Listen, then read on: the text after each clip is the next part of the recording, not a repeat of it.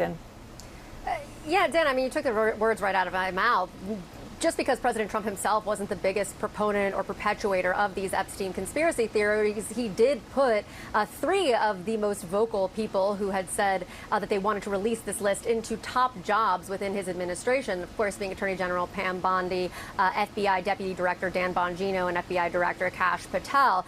Now you see him completely backing away from this and also really doing it with a slap in the face to some of his most ardent supporters, people who have been waiting for the release of this list. I just want to read you what he posted this morning, because this is what really set it off. You can see how much angrier he's getting by the minute over this Epstein coverage. He said, "My past supporters have bought into this, quote, bullshit, hook, line, and sinker. They haven't learned their lesson and probably never will, even after being conned by the lunatic left for 8 long years.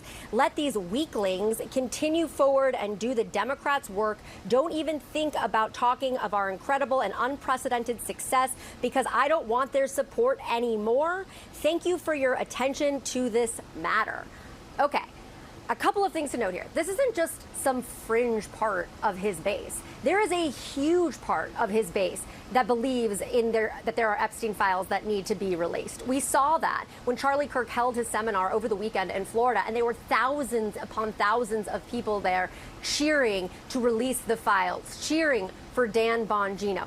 You are seeing a real break here in the MAGA movement. Now, the question is, as you said, do they fall in line eventually? And we just simply don't know the answer to that right now. But I just want to read you a couple of the things he said in that meeting, because some of these are just so deeply insulting to the people who put him in office. He said at one point that foolish Republicans have fallen into the net of this Democratic, as he called it, Epstein hoax. He said at one point, "I have lost a lot of faith in certain people who he said had pushed the Epstein, quote, hoax." This is what he's calling it. He said Republicans got duped by Democrats. At one point, he said stupid Republicans and stupid people are focused on this.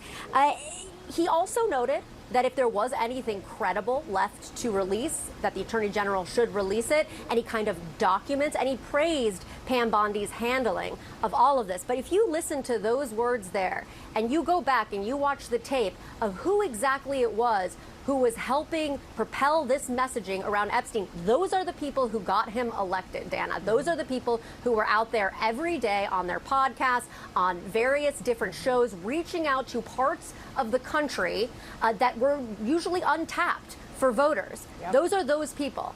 And they reached those people, and they got them out to the polls, and they had an unprecedented win with certain voting blocks. And now you hear President Trump saying that these are stupid people who were duped, and that is clearly not going